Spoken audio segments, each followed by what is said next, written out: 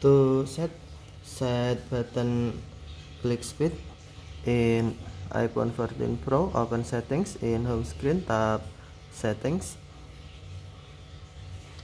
and then scroll down settings screen, find accessibility. Next, tap accessibility, select side button